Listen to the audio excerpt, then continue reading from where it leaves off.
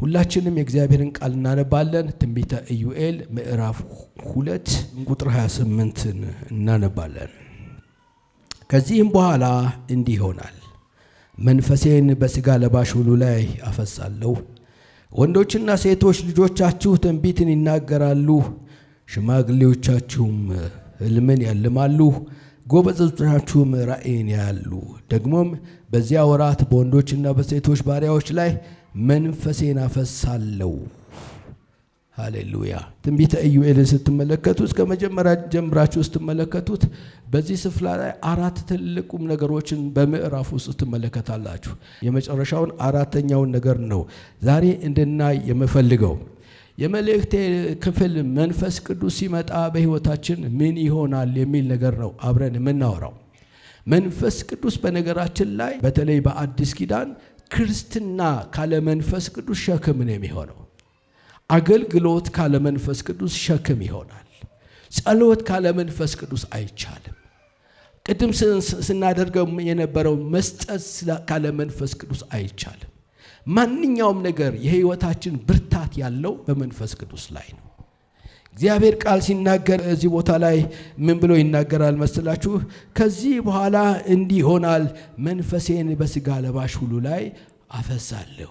ወንዶች ሴቶች ልጆቻችሁን ትንቢትን ይናገራሉ፣ ሽማግሌዎቻችሁም ሕልምን ያልማሉ፣ ጎበዛችኋችሁም ራእይን ያያሉ። ደግሞም በዚያ ወራት በወንዶችና በሴቶች ባሪያዎቼ ላይ መንፈሴን አፈሳለሁ ብሎ የተነገረው ቃል በሐዋርያት ሥራ ምዕራፍ 2 ቁጥር 17 ላይ ይህንን ቃል ሲደግመው እንመለከታለን። መንፈስ ቅዱስ መጥቶ በሕዝቡ ላይ ከፈሰሰ በኋላ በእያንዳንዳቸው ላይ እንደ እሳት የተከፋፈሉ ልሳን ከወረደባቸው በኋላ በአዲስ ቋንቋም ተናገሩ ተብሎ በተጻፈበት በዛ ስፍራ ላይ ይህ ቃል ሲፈጸም እንመለከታለን። መንፈስ ቅዱስ ሲመጣ የሆነውን ነገር ነው የሚመለከተው። የኢዩኤል መልእክት ፍጻሜ የጀመረው እዚህ ጋር ነው እና መንፈስ ቅዱስ ከመጣ በኋላ ግን በሐዋርያቱም ይሁን በእኛ ሕይወት ምንድን ነው የሚሆነው? ይሄ ሊገባንና መንፈስ ቅዱስን እጅግ በጣም ልንፈልገውና ልንጠማ ያስፈልገናል። በነገራችን ላይ መንፈስ ቅዱስ የሚመጣው ለተጠሙ ሰዎችና ለሚፈልጉት ሰዎች ነው። መንፈስ ቅዱስ አካል ነው። መንፈስ ቅዱስ ፈቃድ አለው፣ ስሜት አለው፣ ዕውቀት አለው። ለዚህ ነው መንፈስ ቅዱስን መፈለግ፣ መንፈስ ቅዱስን መጠማት፣ መንፈስ ቅዱስን መራብ የሚያስፈልገን። ምክንያቱም እሱ ፈቃድ ስላለው፣ እሱ ስሜት ስላለው ስንፈልገው ነው ወደ ሕይወታችን መጥቶ በሕይወታችን መስራት የሚጀምረው። ስንፈልገው ነው፣ ልባችንን ስንከፍትለት። ሌላውን ነገር ከመራብ ይልቅ መንፈስ ቅዱስን ስንራብ በሕይወታችን ተአምራት ይሆናል። ዮሐንስ 7 ላይ 38 እና 39 ላይ ሄዳችሁ ስትመለከቱት ከበዓሉም በመጨረሻው ቀን ኢየሱስ ክርስቶስ መጣና በበዓሉ ቆሞ ማንም የተጠማ ቢኖር ወደ እኔ ይምጣና ይጠጣ፣ በእኔ የሚያምን የሕይወት ውሃ ወንዝ ከሆዱ ይፈልቃል። ክብር ለኢየሱስ ይሁን። እና እነዚህ ሰዎች በበዓሉ ላይ የነበሩ በዓል አክባሪዎች የነበሩ አጠቃላይ በዓል ያክብሩ እንጂ የተጠሙት ነገር አለ፣ ያልረኩበት ነገር አለ። የረኩ ሰዎች አይደሉም። በጣም ከሚገርመኝ ጌታ ኢየሱስ ክርስቶስ ሕዝብ ሲመጣ ሲመለከት እረኛ እንደሌላቸው ሕዝቦች አየና አዘነላቸው። ሲቅበዘበዙ አየና አዘነላቸው። እና በዛ የሚተራመሱ ሰዎች ሁሉ አንድ የተጠሙት ነገር አለ። ነገር ግን የተጠሙትን ነገር አያውቁም። ሰው የተጠማውን ነገር ካላወቀ፣ ሰው የተጠማውን ነገር ውስጡን ሊያረካው የሚችለውን ነገር ካላወቀ ወገኖቼ እርካታ ለማግኘት የሚነካካው ነገር በጣም ብዙ ነው። እዚያ ጋር እርካታ አገኛለሁ ይላል፣ እዛም ጋር ሲደርስ እርካታ አያገኝም። ኑሮዬ ቢሞላልኝ እርካታ አገኛለሁ ይላል፣ በዛ ቦታ ላይ እርካታ አያገኝም። የሆነ ነገር ሲፈጠር፣ የሆነ ነገር ያለመው ነገር በሕይወቱ ላይ ሲፈጸም እርካታ አገኛለሁ ብሎ ያስባል፣ እርካታ ግን አያገኝም። ሊያረካ ግን የሚችል ሰዎች እርፍ እንዲሉ ክርስትናቸው ጣፋጭ እንዲሆን የሚያደርጋቸው መንፈስ ቅዱስ ወደ ሕይወታቸው ሲመጣ ነው። እግዚአብሔር ስም የተመሰገነ ይሁን። ስለዚህ መንፈስ ቅዱስ ወደ ሕይወታችን ሲመጣ ምንድን ነው የሚሆነው? መጀመሪያው ነገር ከእግዚአብሔር ጋር ትክክለኛ የሆነ ስምምነት ይኖረናል። ምን ማለት ነው? ፈቃዱን መኖር እንጀምራለን። ሐሳቡን ማድረግን እንጀምራለን። የእግዚአብሔር ፈቃድና ሐሳብ የምንኖር ሰዎች እንሆናለን። የእግዚአብሔር ስም የተመሰገነ ይሁን። ወገኖቼ መንፈስ ቅዱስ ወደ ሕይወታችን ሲመጣ ብቻ ነው የእግዚአብሔርን የልብን ሐሳብ መኖር የምንችልበት አቅም የምናገኘው። እግዚአብሔር በመንፈስ ቅዱስ ሕይወታችንን ይውረሰው። አሁን እውነት ነው። ጌታ ኢየሱስ ክርስቶስን ስንቀበል እያንዳንዳችን መንፈስ ቅዱስ በውስጣችን ማደር እንደጀመረ አምናለሁ።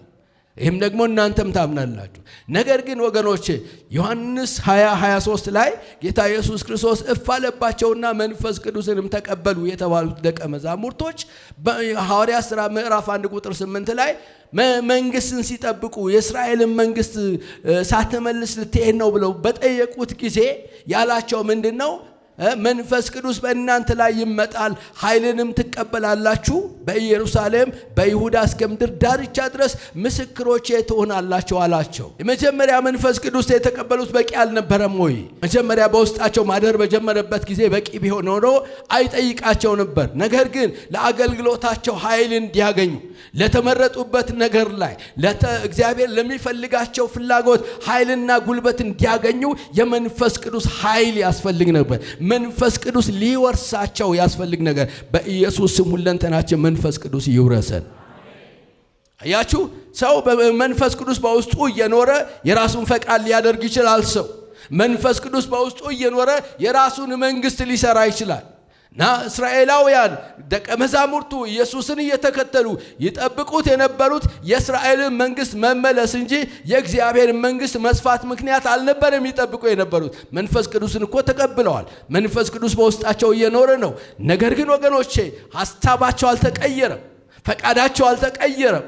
አሁንም የሚያስቡት የእግዚአብሔር መንግስት ሳይሆን የእስራኤልን መንግስት ጉዳይ ነው ግድ እያላቸው ያለው። እስከ መቼ ድረስ በሮማውያን ቁጥጥር ስር እንኖራለን? እስከ መቼ በባርነት እንመላለሳለን? የሚል ጥያቄ ነው ያላቸው። ስለዚህ ይመልስላቸዋል። እንደሚመልስላቸው የሚያውቁት የእስራኤልን መንግስት ነበር የሚያስቡት። ነገር ግን የእግዚአብሔር ቃል ሲናገር ምንድነው? ሐሳቤ ከሐሳባችሁ ሰማይ ከምድር እንደሚርቅ እንዲሁ የራቀ ነው ተብሎ የተጻፈው ቃል ሲፈጸም ትመለከቱታላችሁ።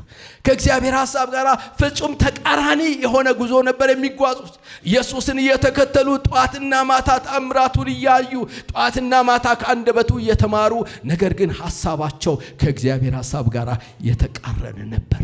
መንፈስ ቅዱስ እስከሚመጣ ድረስ ወደ ሐሳቡ እስከሚያመጣቸው ድረስ አጀንዳው በሕይወታቸው ለመፈጸም እግዚአብሔር እስከሚነሳ ድረስ ጧት እየተከተሉት ከሰዓት እየተከተሉት አብረው እያደሩ አብረው ጧት እየተነሱ አብረው እየተጓዙ ያንን የገሊላን ምድረ በዳ አብረው እየሄዱ፣ ነገር ግን ያስቡት የነበሩት የእግዚአብሔርን መንግስት ጉዳይ ሳይሆን የእስራኤልን መንግስት ጉዳይ ነበር። ቅዱሳን እናንተ ስምን እያሰባችሁ ነው? እኛ ስምን እያሰብን ነው። መንፈስ ቅዱስ ካልመጣ ከራሳችን ክልል አንወጣም። መንፈስ ቅዱስ ካልመጣ የራሳችንን መንግስት ጉዳይ ነው ግድ የሚለን። መንፈስ ቅዱስ ካልመጣ ወገኖች የነገሮቻችን ማስተካከል አንችልም። እግዚአብሔር መንፈስ ቅዱስ ይምጣና መንገዳችንን ያስቀይረን። መንፈስ ቅዱስ ሲመጣ የራሳችንን አጀንዳ ያስጥለንና ወደ ራሱ አጀንዳ ይከተናል። መንፈስ ቅዱስ ሲመጣ ከሐሳቡ ጋር እንድንስማማ ያደርገናል። ዘላለማዊ ሐሳቡን ዘላለማዊ ፈቃዱን እግዚአብሔር በእኛ ሊሰራ ያቀደውን እቅድ እንድንሰራ ልባችንን ይሞላል፣ ያነሳሳናል፣ አመለካከታችንን ይቀይራል፣ አስተሳሰባችንን ይቀይራል፣ እንደ ሌላ ሰው ያደርገናል። ትላንት ስለ ኑሯችን ነበር የምናስበው፣ ትላንት ስለ መንግስታችን ነበር የምናስበው። አሁን ግን የእግዚአብሔር መንግስት ግድ ይለናል። አሁን ግን የእግዚአብሔር ሐሳብ ግድ ይለናል። መንፈስ ቅዱስ ሲመጣ ከእግዚአብሔር ጋር ያስማማናል። በኢየሱስም ከራስ ክልል አውጥቶ እግዚአብሔር ወደ ሐሳቡ በኢየሱስም ያስጠጋል። ስለዚህ ሳትመልስ ብለው ሲጠይቁት ይሄ ለእናንተ አልተፈቀደም ለማወቅ፣ አብ በገዛ ፈቃዱ የሚያደርገው ለእናንተ አልተፈቀደም። ነገር ግን መንፈስ ቅዱስ ይመጣል፣ ኃይልንም ትቀበላላችሁ፣ በሰማርያ በኢየሩሳሌም እስከ ምድር ዳርቻ ድረስ ምስክሮች የምታደርጋላችሁ ትሆናላችሁ። ለተጠራችሁበት ዓላማ ትኖራላችሁ። ከእግዚአብሔር ጋር የምትስማማ ትሆናለህ። መንፈስ ቅዱስ ሲመጣ የእግዚአብሔርን ሐሳብ በሕይወትህ ስለሚፈጽም ደስተኛ ሆነ ትኖራል። የእግዚአብሔር ስም የተመሰገነ ይሁን። መንፈስ ቅዱስ ወገኖቼ ሕይወታችንን በኢየሱስም ይውረሰው። የብዙ ሰዎች ውድቀት፣ የብዙ ሰዎች ድካም፣ የብዙ ሰዎች አቅም ማጣት ምን እንደሆነ ታውቃላችሁ?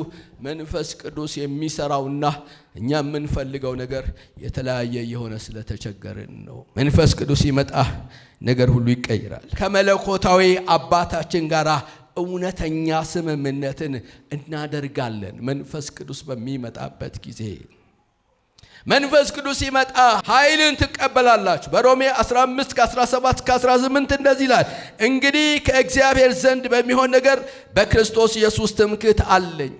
አሕዛብ እንዲታዘዙ ክርስቶስን በቃልና በሥራ በምልክትና በድንቅ ነገር ኃይል በመንፈስ ቅዱስ ኃይል በእኔ አድርጎ ከሠራው በቀር ልናገር አልደፍርም ይላል። ይህንን ሁሉ የሠራው በመንፈስ ቅዱስ ኃይል ነው። የተሠራው በመንፈስ ቅዱስ ኃይል ነው።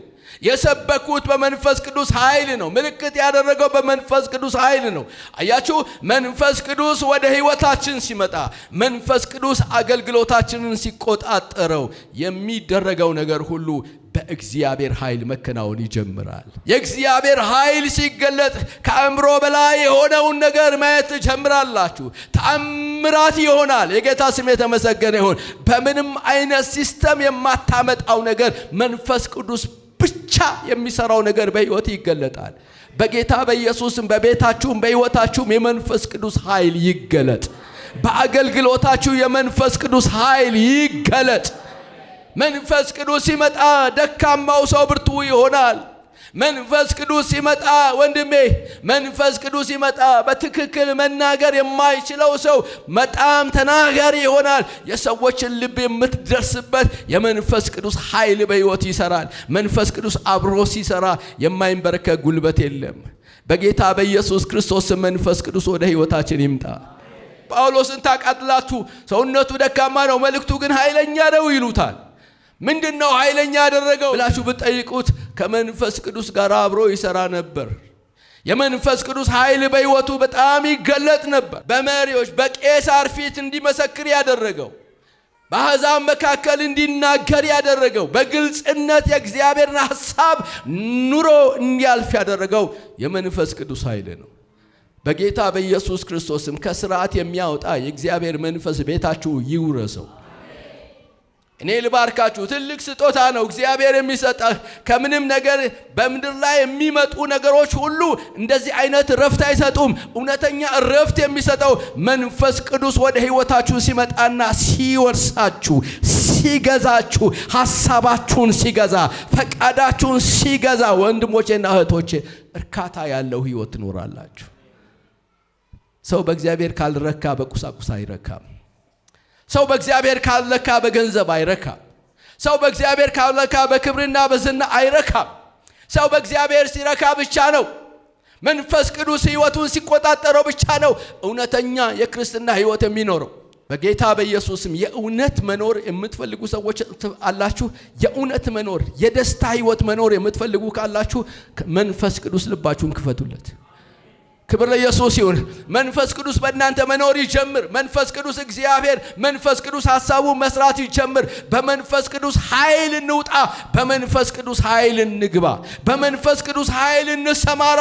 በመንፈስ ቅዱስ ኃይል እንንቀሳቀስ። በዚያን ጊዜ ሕይወታችን ሁሉ ራሱ የተአምራት ሕይወት ይሆናል። እግዚአብሔር ቃል ሲናገር በሐዋርያት ሥራ ምዕራፍ 10:38 ላይ እግዚአብሔር የናዝሬቱ ኢየሱስን በመንፈስ ቅዱስ በኃይልም ቀባው ይላል። የናዝሬቱ ኢየሱስን በመንፈስ ቅዱስም በኃይልም ቀባው። ለምን? እርሱ መልካም አደረገ፣ ያደረገ ለዲያብሎስም የተገዙትን ሁሉ እየፈወሰ ዞረ፣ እግዚአብሔር ከእርሱ ጋር ነበርና ይላል። አያችሁ፣ ለጌታ ለክርስቶስ ኢየሱስ በመንፈስ ቅዱስና በኃይል መቀባት ካስፈልገው ለእኔና ለእናንተ ደግሞ ይበልጥ ያስፈልገናል። እርሱ ፍጹም አምላክ ፍጹም ሰው ነው። እንደኔና እንደናንተ ይደክመው ነበር። እንደኔና እንዳንተ ይርበው ነበር። እንደኔና እንደናንተ ወገኖቼ ብዙ እኔና እናንተን የሚያስጨንቀን ነገር ሁሉ ያስጨንቀው ነበር። የሚለየው እርሱ ኃጢአት ባለማድረጉ ብቻ ነው እንጂ ወገኖቼ እኛ የምናልፍበት ነገር ሁሉ ያልፍ ነበረ። በዚህ ውስጥ ግን ብርታት የሆነው መንፈስ ቅዱስ ነው። እንግዲህ ኢየሱስን መንፈስ ቅዱስ ካበረታው፣ መንፈስ ቅዱስ ካስፈለገው፣ የመንፈስ ቅዱስ ቅባት በሕይወቱ እንዲገለጥ ካስፈለገ ለእኔና ለእናንተ ደግሞ ይበልጥ ያስፈልገናል። ወገኖቼ የመንፈስ ቅዱስ ኃይል ሲመጣ እርምጃችን ይቀየራል፣ ሕይወታችን ይቀየራል፣ ንግግሮቻችን ይቀየራሉ፣ አገልግሎታችን ይቀየራል፣ ኑሯችን ይቀየራል። በምድራዊ ነገር የምንጨነቅ ሳይሆን የተላክንበትን ነገር ሁሉ ፈጽመን ለመጨረስና ለመሄድ ወገኖቼ የምንጓጓ ሰዎች እንሆናለን። እግዚአብሔር ስም የተመሰገነ ይሁን። አሜን። በጌታ በኢየሱስ ስም ከምድር አንስቶ ሰማያዊው ነገር እያሰብን እንድንሮጥ የመንፈስ ቅዱስ ኃይል ያስፈልገናል።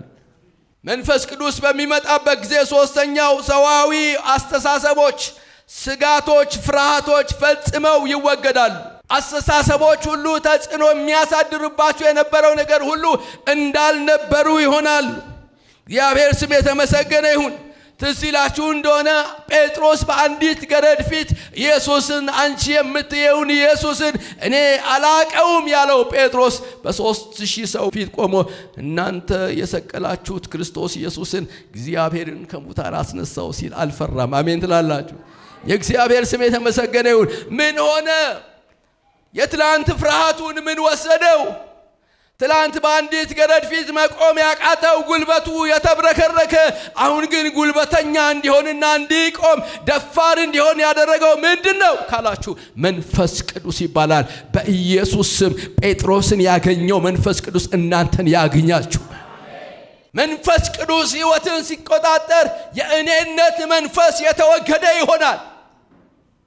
እኔ ማለት እርሱ ማለት ትጀምራል። ጌታ ኢየሱስ እንደዚህ አለ በማቴዎስ ወንጌል ምዕራፍ 16 ቁጥር 24 ላይ እንደዚህ አለ፣ ማንም ሊከተለኝ የሚወድ ራሱን ይካት መስቀሉንም ተሸክሞ ዕለት ዕለት ይከተለኝ። አሜን ትላላችሁ? ካለ መንፈስ ቅዱስ አይቻልም ራስን መካድ። ካለ መንፈስ ቅዱስ አይቻልም ዕለት ዕለት ራስን መስቀል በመስቀል ላይ። ካለ መንፈስ ቅዱስ አይቻልም ወንድሞቼ የሥጋ ፈቃድን ገሎ ስለ ክርስቶስ መኖር አይቻልም ካለ መንፈስ ቅዱስ። መንፈስ ቅዱስ ግን ሲመጣ እንደሌላ ሰው ያደርጋል። መንፈስ ቅዱስ ሕይወታችሁን ይቆጣጠረው በጌታ በኢየሱስ። ይህ የመንፈስ ቅዱስ ነው። በመንፈስ ቅዱስ መውጣት፣ በመንፈስ ቅዱስ መግባት ይሁንላችሁ።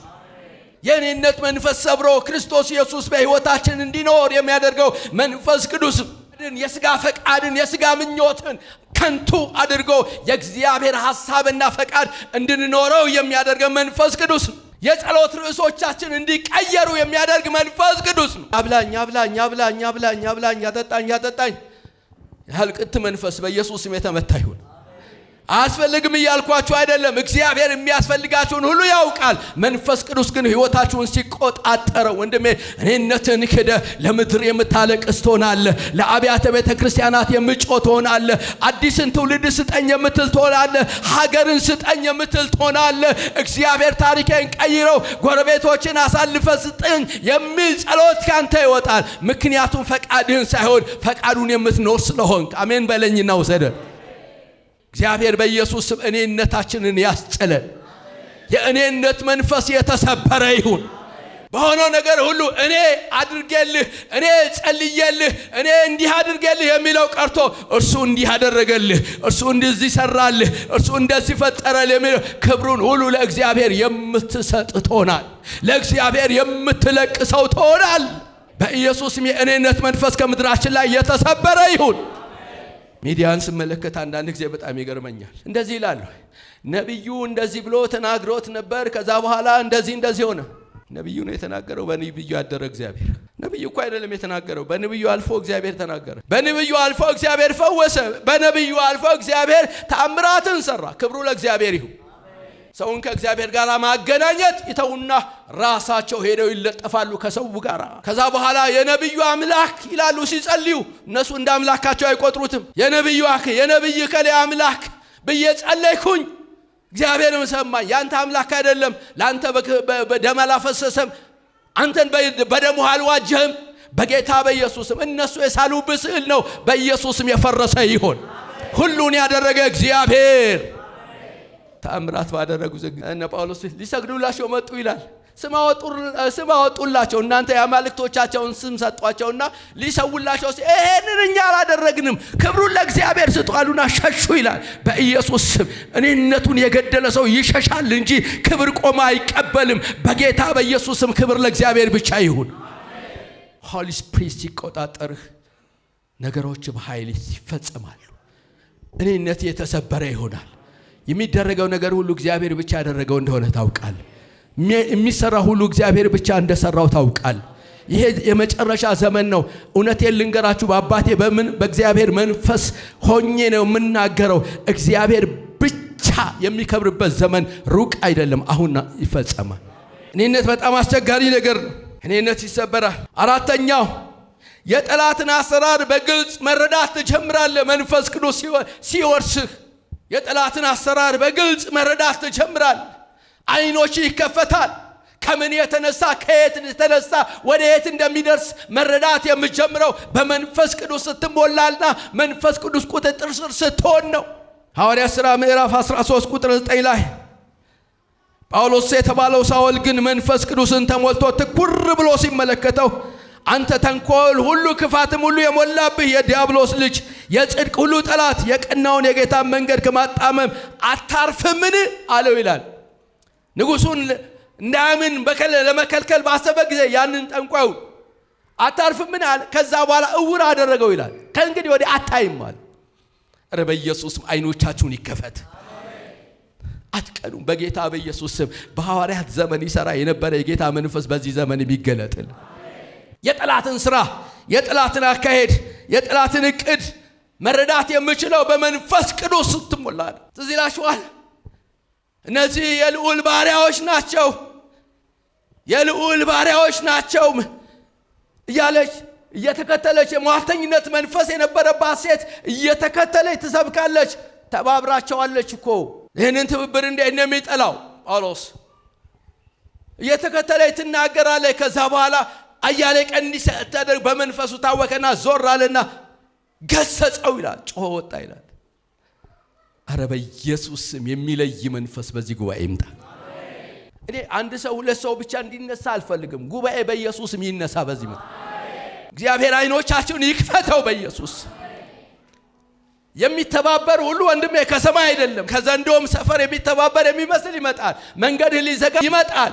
አገልግሎትን የሚያጨናግፍ ይመጣል። ያንን ለይተህ መለየት ማስወገድ የምንችልበት እግዚአብሔር መንፈስ ቅዱስን ያብዛልን። መንፈስ ቅዱስን ያፍስስልን። መንፈስ ቅዱስ ሕይወታችንን ይቆጣጠረው። የጠላትን አሰራር፣ የጠላትን አካሄድ የምትረዳው መንፈስ ቅዱስ ይመጣ ነው። አምስተኛው መንፈስ ቅዱስ ይመጣ የእግዚአብሔርን ክብር መጥገብ ይሆንልናል። ስንቶቻችሁ የእግዚአብሔር ክብር ትፈልጋላችሁ? ጌታ ስሙ የተመሰገነ ይሁን። እግዚአብሔር ክብር የምትራቡ ሰዎች እግዚአብሔር ቃል በሐዋርያት ሥራ ምዕራፍ 7 ቁጥር 5 ላይ የእግዚአብሔር ቃል እንደዚህ ብሎ ይናገራል። መንፈስ ቅዱስንም ተሞልቶ ወደ ሰማይ ትኩር ብሎ ሲመለከት የእግዚአብሔር ክብር ኢየሱስን በእግዚአብሔር ቀኝ ቆሞ አየና ይላል። እስጢፋኖስ እየተወገረ እያለ በመወገር ጊዜ፣ በመከራ ጊዜ ሰው ሊሸከመው የማይችለው መከራ ሲደርስብህ እየተወገርክ እያለ እግዚአብሔርን ክብር ማየት እንዴት ደስ ይላል! እረ እግዚአብሔር በዚህ ዘመን ክብርን ግለጥ። እኛ እኮ መከራ የምንላቸው በጣም ጥቂቶች ናቸው። በጣም በጥቂት ነገሮች ነው መከራ ብለን የምናወራው። እስጢፋኖስ ግን እየተወገረ ያለ ነው። አይኖቹን ቀና ብሎ ሲመለከት የእግዚአብሔር ክብር የሆነውን ኢየሱስን ቆሞ አየሁት አለ። የእግዚአብሔር ክብር የሆነውን ኢየሱስን ይለዋል። እግዚአብሔር ክብር የሆነው ኢየሱስ ይገለጥላችሁ። በመከራ ላላችሁ፣ በችግር ውስጥ ላላችሁ፣ አሁን ከዚህ ነገር ማን ያወጣኛል ለምትሉ ከመውጣቱ ይልቅ እግዚአብሔር ክብሩን ይግለጥላችሁ። ኢየሱስ ማየት ይሁንላችሁ። ኢየሱስ ክርስቶስን ማየት ይሁንላችሁ። ያዕቆብ እንደዚህ አለ፣ እግዚአብሔርን ፊት ለፊት አየሁት፣ ሰውነቴም ድና ቀረች አለ። እግዚአብሔርን ክብር ስታይ መሆን የሚሆንልህ ድነት ትቀራለህ፣ ተፈውሰህ ትቀራለህ፣ ጥያቄ ይመለስልሃል። እርግጠኛ ሆኜ ልንገርህ ወንድሜ፣ የእግዚአብሔር ክብር ማየት በምትችልበት ጊዜ ጥያቄ ራሱ ይጠፋል። እርግጠኛ ነኝ ጌታ አሁን ተገልጦ ምን እንዳደርግልህ ትፈልጋለህ ቢልህ የምትናገረው ይጠፋል። ምክንያቱም ኢየሱስ ራሱ መልስ ስለሆነ። አሜን ትለኛለህ? ኢየሱስ መልስ ነው። የእግዚአብሔር ክብር በኢየሱስ የሚገለጥልን። እግዚአብሔር ቃል ሲናገር ኢሳይያስ 60 ቁጥር 1 ላይ ብርሃንሽ መጥቷልና የእግዚአብሔርም ክብር መጥቶልሻልና ተነሺ አብሪ ይላል። የእግዚአብሔር ክብር በሚመጣበት ጊዜ የምታበራው ነገር አለ። ብርሃን ባለበት ቦታ ላይ ግራ መጋባት የለም። ብርሃን ባለበት ቦታ ላይ ጭንቀት የለም ወንድሜ። ብርሃን ባለበት ቦታ ላይ የምትታወክበት የምትጨነቅበት መልስ ያጣህበት ነገር ሁሉ ላንተ የተገለጠ ይሆንልሃል። ለምን እንደዘገየም ለምን እንደፈጠነ ይገባሃል። እግዚአብሔር ብርሃን በኢየሱስም ወደ ቤተ ክርስቲያን ያምጣ። የእግዚአብሔር ብርሃን በኢየሱስም ወደ ህይወታችሁ ይምጣ። የእግዚአብሔር ብርሃን ወደ ምድራችን ይምጣ። የእግዚአብሔር ብርሃን ወደ አብያተ ቤተ ክርስቲያናት ይምጣ። የእግዚአብሔር ብርሃን ሲመጣ የሚበራ ነገር አለ። የተሰወረ ነገር የሚገልጠው ያኔ ነው። ምን ይሆናል? ሌላው ስድስተኛው ማነጽና መታነጽ ይበዛልናል። አንደኛ ቆሮንቶስ 3:10 ላይ የእግዚአብሔር ጸጋ እንደተሰጠኝ መጠን እንደ ብልሃተኛ ያናጺ አለቃ መሰረትን መሰረትኩ። ሌላው በላዩ ያንጻል፣ እያንዳንዱ ግን በእርሱ ላይ እንዴት እንዲያንጽ ይጠንቀቅ። ክብር ለኢየሱስ ይሁን። እና ማነጽና መታነጽ የሚሆንልን እንደ እግዚአብሔር ፈቃድ የሚሆንልን መንፈስ ቅዱስ ወደ ህይወታችን ሲመጣ ነው። ወንድሞች ጋር ሄዳችሁ ቤተ ክርስቲያን መጥታችሁ ከመፍረስ ይልቅ መታነጽ ይሆንላችኋል። ዛሬ ታነጽኩኝ፣ ዛሬ ተፈወስኩኝ፣ ዛሬ የተሰበረው ነገር ተጠገነ፣ ዛሬ ታምሜ ነበር ተፈወስኩ፣ ዛሬ በብዙ ችግር ውስጥ ነበርኩኝ፣ እንቆቅልሽ ነበረኝ፣ እንቆቅልሽ የተፈታ፣ አሁን ታንጫለሁ ማለት የሚቻለው መንፈስ ቅዱስ ይመጣ ነው። እግዚአብሔር መንፈስ በህይወታችሁ በሚመጣበት ጊዜ ሌላውን የምታነጹ ትሆናላችሁ እንጂ የምታፈርሱ አትሆኑ። ሌላውን የምታነጹ ትሆናላችሁ እንጂ የምትጎዱ አትሆኑም። ወገኖቼ አትሰብሩም። ይህን አይነት መንፈስ በኢየሱስ ክርስቶስም ይብዛል። ታዲያ ምን ማድረግ አለብን? የመጀመሪያው ነገር እርሱን አብዝተን እንፈልገው። ጨዋ አምላክ ነው፣ ካልተፈለገ አይመጣም። አጋንንት ነው ሳትወድ በግድህ የሚገባው። እግዚአብሔር ግን ጨዋ አምላክ ነው። ስትፈልገው ነው። ረሃብ ቢኖረን እርግጠኛ ነኝ የምንም እሳት ከላይ ቢነድ ነቅተን እንሰማ ነበር። የመንፈስ ቅዱስ ረሃብ ቢኖረን ድካማችን ይወገዳል። ምክንያቱም ሰው የሚፈልገው ነገር ሲመጣ የሚፈልገው ነገር ለማግኘት ሲነሳ እንኳን ቀን አይደለም ሌሊት እንቅልፍ አይወስደውም። አንተ ተደርቦለት አይወስደውም። የመንፈስ ቅዱስ ረሃብ በኢየሱስ ስም ይግባባችሁ። እኔ የሚቀጥለው ዘመኔ እንደው በሆነ ነገር እንድትባረኩ ሳይሆን በመንፈስ ቅዱስ እንድትባረኩ ነው የምጸልይላችሁ። መንፈስ ቅዱስ በኢየሱስ ስም ህይወታችሁን ይውረሰው። መንፈስ ቅዱስ የጧትና የማታ ረሃባችሁ ይሁን። የመንፈስ ቅዱስ ረሃብ በኢየሱስ ስም ይጨመርባችሁ። የመንፈስ ቅዱስ ጥማት በኢየሱስ ስም ይጨመርባችሁ። ጥያቄያችሁ ከተንበረከካችሁ መንፈስ ቅዱስ ሆይ ህይወቴን አረስርሰው፣ መንፈስ ቅዱስ ሆይ ህይወቴን ሙላ፣ መንፈስ ቅዱስ ሆይ ለሌላው የምተርፍ አድርገኝ፣ መንፈስ ቅዱስ ሆይ ላከኝ፣ መንፈስ ቅዱስ ሆይ አይኖቼን ክፈት፣ መንፈስ ቅዱስ ሆይ ቀባኝና ለትውልድ ፈውስ ምክንያት አድርገኝ፣ መንፈስ ቅዱስ ተጠቀምብኝ የምትሉ ረሃብ በኢየሱስም ይጨመርባችሁ። አዚም ዱንዛዜ በኢየሱስም ይመታ። በናዝሬቱ በኢየሱስም የተመታ ይሆን። ከክልላችሁ ከራሳችሁ እንዳትወጡ ያደረጋችሁ የራሳችሁን ብቻ እንድታስቡ የራሳችሁን ብቻ እንድትሰሩ ግለኛ ያደረጋችሁ በኢየሱስም የተመታ ይሆን። ምድራዊ ያደረጋችሁ ከምድር ጋር እንድትሰፉ ያደረጋችሁ ነገር በኢየሱስም የተመታ ይሆን። በኢየሱስም ካስማው ይነቀል። በኢየሱስም ካስማው ይነቀል። በኢየሱስም ካስማው ይነቀል። መንፈስ ቅዱስ መፈለገን ይፈልጋል። መንፈስ ቅዱስ ጸሎትን ይፈልጋል። መንፈስ ቅዱስ ፈቃዳችሁን ይፈልጋል። ያለ ፈቃዳችሁ ወደ ህይወታችሁ አይመጣም። መንፈስ ቅዱስ ጨዋ አምላክ ነው። እሱ ጨዋ ጌታ ነው። ስትፈቅድለት ወደ ህይወት ይመጣል። ስትፈቅድለት ወደ ልብህ ይገባል። ስትፈቅድለት ይወርሳል። እጆችን ይወርሳል። እግሮችን ይወርሳል። አይኖችን ይወርሳል። ፈቃዱን ይፈጽማል። እግዚአብሔር በቀሪው ዘመናችሁ የእግዚአብሔርን ፈቃድ የምትፈጽሙ የመንፈስ ቅዱስ መኖሪያ ያድርጋችሁ። ለኔ ጥንካሬ የሰጠኝ፣ ለኔ ጉልበት የሰጠኝ፣ ለኔ እድሜን የሰጠኝ፣ ለኔ ልጆች አባት ያደረገኝ፣ ለኔ የልጆች አባት ያደረገኝ፣ ጉልበቴ ሳይደክም አቅም የሰጠኝ መንፈስ ቅዱስ ነው። በኢየሱስ መንፈስ ቅዱስ ይውረድባችሁ። በዘመናት መካከል ኃይላችሁን ሳትቀንሱ፣ ሐሳባችሁን ሳትቀይሩ፣ በነገር ሁሉ ሳትታለሉ አልፋችሁ መሄድ የምትችሉት መንፈስ ቅዱስ ህይወታችሁን ሲቆጣጠር ነው። መንፈስ ቅዱስ እንዲመጣ ትፈልጋለህ? አብዝተህ ፈልገው። መንፈስ ቅዱስ ቀን ፈልገው፣ ሌሊት ፈልገው። ፈቃድህን ይፈልጋል።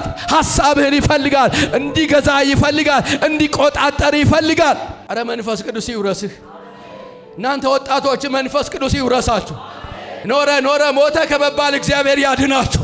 እግዚአብሔር በሕይወታችሁ ትውልድን ያድን። እግዚአብሔር በአገልግሎታችሁ ለትውልድ ያብቃችሁ። የምትተርፉ ሰዎች ያድርጋችሁ። መንፈስ ቅዱስ በኢየሱስም ይውረሳችሁ። መንፈስ ቅዱስ ፈቃድን ይፈልጋል። አንተ ጨዋ ነው። አዳልሞቲ ነው እገዛዋለሁ በግድ እያላጋው ከግንድ የሚለው መንፈስ ቅዱስ ጨዋ ነው። ፈቃድህን ይፈልጋል። እሺ ብትለኝ ይልሃል፣ ብትታዘዘኝ ይልሃል። መንፈስ ቅዱስ ያንተን ፈቃድ ያንተን ፍላጎት ይፈልጋል፣ እንድትለምነው ይፈልጋል። በጣም ጥሩ ሰዎች አሉ አውቃለሁ። ጥሩ ሰው ስለሆንክ መንፈስ ቅዱስ ወደ አንተ አይመጣም፣ ስትፈልገው ነው የሚመጣው። ዘካርያስ ይናገራል። የመጀመሪያው ጽድቅ ዝናብ ዘንቦላችኋል አይደል? የሁለተኛው ደግሞ እንዲመጣና እንዲወርድላችሁ ለምኑ። እሱ ነው ፍሬያማ የሚያደርገው። እሱ ነው ለም የሚያደርግህ። እርሱ ነው የሚያበለጽግህ። እርሱ ነው አካሄድን የሚቀይር። ለምኑ። ከዛስ በእምነት ቀርበህ ውሰድ። እግዚአብሔር ቃል ወንድሜ ሳትለምን ካልተጠማ መጠጣት አትችልም። ጌታ ኢየሱስ የተናገረውን ቃል ትዝ ይላችኋል። ማንም የተጠማ ቢኖር ወደ እኔ ይምጣ። ምንድን ነው የተጠማው? መንፈስ ቅዱስን ከተጠማ ወደ ጌታ መጥተህ መጠጣት ትችላለህ፣ መሞላት ትችላለህ። ከባድ አይደለም። በሕይወቴ ሰርቶ አይቼዋለሁ፣ አጠንክሮኝ አይቼዋለሁ፣ ቆሜ አይቼዋለሁ። ተቃዋሚ ባሉበት ቦታ ላይ መንፈስ ቅዱስ ረድቶኝ መስክሬ አይቼዋለሁ። በተቃዋሚ መካከል ቸርች ፕላንት አድርጌ አይቼዋለሁ። ያለ መንፈስ ቅዱስ አይቻልም። መንፈስ ቅዱስ ግን ካንተ ጋር ከሆነ ከብዙ ሺህ ሕዝብ ትበልጣል። እረ መንፈስ ቅዱስ በኢየሱስም ይውረስ። ለመስፋት ለመብዛት መንፈስ ቅዱስ አስፈላጊ ነው። ያለ መንፈስ ቅዱስ እንጀራ ቢሰጥ ቁርጠት ነው የሚሆነው። መንፈስ ቅዱስ በኢየሱስም ይሙላብህ። እንጀራ ለእንጀራ እኮ እዛ ሰፈር ያሉ ሰዎች እንጀራ ጠግበዋል። መንፈስ ቅዱስ ግን የላቸው። በጣም ሌክዠሪ መኪና የሚነዱ ሰዎች አሉ እዛ ሰፈር ያሉ፣ ግን መንፈስ ቅዱስ የላቸውም። ድሆች ናቸው። መንፈስ ቅዱስ በሕይወትህ አለ። እንዲሰራ ትፈልጋለህ? ይውረስህ። እጆችህን በኢየሱስም ይውረስ። አቅምህን በኢየሱስም ይውረስ። ንግግርን ፈቃድህን በኢየሱስም ይውረስ። ምኞትህን በኢየሱስም ይውረሰው። ተራ ሰው ሆነ እንዳታልፍ ትፈልጋለህ? መንፈስ ቅዱስን ፈልገው። መንፈስ ቅዱስን ተጠማ። የመንፈስ ቅዱስን ሐሳብ ለመኖር ጨክን። የመጨረሻውን እግዚአብሔርን ቃል እናገርና አልጨርስ። ሐዋርያት ሥራ ምዕራፍ 2 ከ37 እስከ 38 እንደዚህ ይላል። ይህንን በሰሙ ጊዜ ምንድነው የሰሙት? ጴጥሮስ የሰበከውን ስብከት። ልባቸውም ተነካ። ቻሌንጅ ያደረጋቸው የሰሙት ነገር ልባቸውን ነካ። ከአመፃቸው ሊመለስ ወሰኑ። ከክፋታቸው እንዲመለስ ወሰኑ። ልባቸውም ተነካ እና ከዛስ ወንድሞች ሆይ ምን እናደርግ አሏቸው ይላል። አያችሁ፣ መንፈስ ቅዱስ የነካው ሰው ዝም ብሎ አይሮጥም። ወንድሞች ሆይ ምን እናደርግ? እርግጠኛ ነኝ አሁን እንጸልይ ስላችሁ አብዛኛዎቻችሁ እንደ ድሮ የምትሆኑ ከሆነ አልተነካችሁም። የተነካ ሰው ግን ጌታ ሆይ ምን እንዳደርግ ትፈልጋለህ? ወንድሞች ሆይ ምን እናደርግ ብለው ጠየቋቸው። እናንተ መንፈስ ቅዱስ ነካቸዋ አሏቸው። ጴጥሮስም ንስሐ ግቡ፣ ኃጢአታችሁም ይሰረይ ዘንድ እያንዳንዳችሁ በኢየሱስ ክርስቶስም ተጠመቁ፣ የመንፈስ ቅዱስንም ስጦታ ትቀበላላችሁ። የመንፈስ ቅዱስ ስጦታ ትንቢት ብቻ አይደለም። አንደኛ ቆሮንቶስ ምዕራፍ 13 ሄዳችሁ አንብቡ። የመንፈስ ቅዱስ ስጦታ ትንቢት ብቻ አይደለም። የመንፈስ ቅዱስ ስጦታ መናፍስትን መለየት ነው። የመንፈስ ቅዱስ ስጦታ ጥበብን መናገር ነው። የመንፈስ ቅዱስ ስጦታ ዕውቀትን መናገር ነው። የመንፈስ ቅዱስ ስጦታ ወገኖቼ በጣም ብዙ ነው። የመንፈስ ቅዱስ ስጦታ በልሳን መናገር ነው። የመንፈስ ቅዱስ ስጦታ የመንፈስ በልሳን የተነገረውንም ደግሞ መተርጎም ነው። የመንፈስ ቅዱስ ስጦታ አገዛዝን ነው። የመንፈስ ቅዱስ ስጦታ አስተዳደርም ነው። የመንፈስ ቅዱስ ስጦታ በቤተ ክርስቲያን በውጭ ወገኖች በእግዚአብሔር ጸጋ ተሞልታችሁ የምትሰሩት ልዩነት የምታመጡበት ስጦታ ነው። በጣም ብዙ ስጦታ አለ። ስንቶቻችሁ የመንፈስ ቅዱስ ስጦታ በሕይወታችሁ እንዳለ ስንቶቻችሁ ታውቃላችሁ? ስንቶቻችሁ ተቀብላችኋል ይህንን የመንፈስ ቅዱስ ስጦታ? የመንፈስ ቅዱስ ስጦታ የጸጋ ስጦታ በመባል ይታወቃል።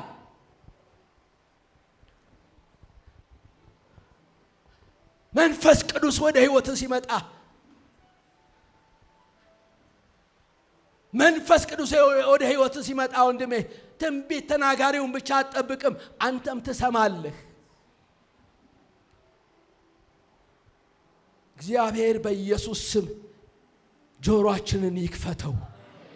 በመንፈስ ቅዱስ ጸጋ ለመሞላት የመጨረሻው ልንገራችሁን አልጨርስ። አንደኛ ቆሮንቶስ ላይ ሄዳችሁ ተመልከቱ። ከቁጥር 4 ጀምሬ ላንብበው።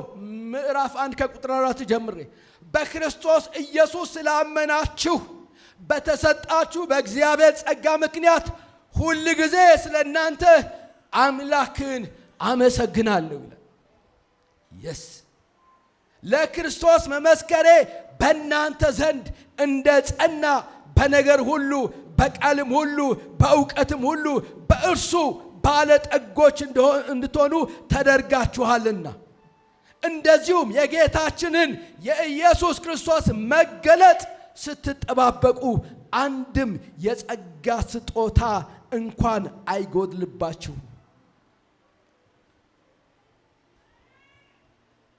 ቁጥር 6 ላይ ያለውን አያችሁ? የጌታችን የኢየሱስ ክርስቶስን መገለጥ ስትጠባበቁ። መጠባበቅ ማለት ልብን ወደ እግዚአብሔር አንስቶ የእርሱን መገለጥ በትጋት መጠበቅ ማለት ነው። ሌላው የሚጠበቀው እግረ መንገድ ነው። የእግዚአብሔር ሕዝቦች ልንገራችሁ፣ እግዚአብሔር ታገቢያለሽ ካለሽ የምታገቢውን የምትጠብቂው እግረ መንገድ ነው። እግዚአብሔር ቤት እሰራልሃለሁ ካለ ቤቱን የምትጠብቀው እግረ መንገድህ ነው። እግዚአብሔር ስራ እሰጥሃለሁ ካለ ስራህን የምትጠብቀው እግረ መንገድ ነው። ዋነኛው የምንጠብቀው ግን የእርሱ መገለጥ ነው። አልገባችሁም? በኢየሱስም አሜናችሁ ቀነሰ። ዋናው የምንጠብቀው የኢየሱስ መገለጥ ነው። የኢየሱስ መገለጥ ስትጠባበቁ አንድም የጸጋ ስጦታ አይጎድላባችሁም። በአንደኛው ላይ የእውቀት፣ በአንደኛው ላይ የጥበብ ስጦታ፣ በአንደኛው ላይ ትንቢት የመናገር ስጦታ፣ በአንደኛው ላይ ተአምራትን የማድረግ ስጦታ፣ በአንደኛው ላይ መናፍስትን የመለየ ስጦታ፣ በአንደኛው ላይ የትርጉም ስጦታ በእያንዳንዳችሁ ላይ መስራት ይጀምራል። ዋናው ቁልፍ ግን የኢየሱስን መገለጥ መጠባበቅ ነው። ምንድነው የምትጠብቁት የእግዚአብሔር ሕዝቦች? ሁሉ ነገር እግረ መንገድ የሚጠበቀው እግረ መንገድ እየሄድክ ሲርብ ወደ አንድ ሆቴል ገብተህ ምግብ ትመገባለህ። የእግረ መንገድህን ነው የምትመገበው እንጂ በጠዋት ተነስተህ እዛ ልሂድ ብለህ ማናችሁም አትሄዱም። እርግጠኛ ነኝ። ዓላማችሁ ግን የምትደርሱበት ቦታ የምትሄዱበትን ቦታ ነው እያሰባችሁ የምትሄዱት። ስትደክሙ ታርፋላችሁ። ባረፋችሁበት ቦታ ላይ ቀንና ሌሊት አይፈጅባችሁም። አርፋችሁ ትነሳላችሁ። ስትደክሙ ባላችሁበት ቦታ ላይ ውሃ ትጠጣላችሁ። ውሃ ለመጠጣት ብላችሁ ግን እዛ ቦታ ላይ አትሄዱም። እግረ መንገድ ነው ወንድሜ። ኑሮ እግረ መንገድ ነው። ማግባት እግረ መንገድ ነው። መጋባት እግረ መንገድ ነው። መኪና መንዳት እግረ መንገድ ነው። ቤት መስራት እግረ መንገድ ነው። ትዳር እግረ መንገድ ነው። ዋናው የኢየሱስ መገለጥ እንጠብቃለን። ያኔ ምንም የጸጋ ስጦታ ምን አይልም አይጎድልባችሁ። ምክንያቱም ልባችሁ ከሰማይ ጋር ተሰፍቷል። እግዚአብሔር ልባችሁን ከሰማይ ጋር እንዲሰፋ ከፈለጋችሁ መንፈስ ቅዱስ ሕይወታችሁን ይውረሰው። ዓላማዬ አይደለም ጠግቦ መኖር። ዓላማዬ አይደለም ጠጥቶ መርካት። ዓላማዬ አይደለም መኪና መንዳት። ዓላማዬ ጽዮን ነው። ዓላማዬ የኢየሱስን መገለጥ መጠባበቅ ነው። ነገር ግን አያስፈልገኝም እያልኩኝ አይደለም። እሱ እግረ መንገድ ነው። ነገር ግን መንፈስ ቅዱስ በሕይወቴ ሲኖር ዓላማዬን እየሰራው ሌላውን እጠባበቃለሁ። እግዚአብሔር የፈቀደው ነገር ሁሉ መንገዴ ላይ ያገኘኛል። መስመሩ ላይ ተገኝ። ዛሬ እንዴት ነው መንፈስ ቅዱስ የሚቀልብህ? እንዴት ነው ወንድሞቼ ከመንፈስ ቅዱስ በላይ ሌላ የምንፈልገው ነገር ከባድ ከፍተኛ ሆኖ የሚታየን? ትልቁ መፈለግ እኮ እሱ ነው። ሉቃስ ላይ እንደዚህ ይላል፣ እግዚአብሔር ለሚለምኑት እንዴት አብልጦ ምንን ይሰጣቸዋል? ብር አይደለም የሚለው? አብልጦ ብር ይሰጥ አይልም። ሀብታም ባለጸጋ አይልም። ለምርጦቹ አብልጦ መንፈስ ቅዱስን እንዴት አይሰጣቸው ይላል። ሰማነውን ቃል ይባርክልን።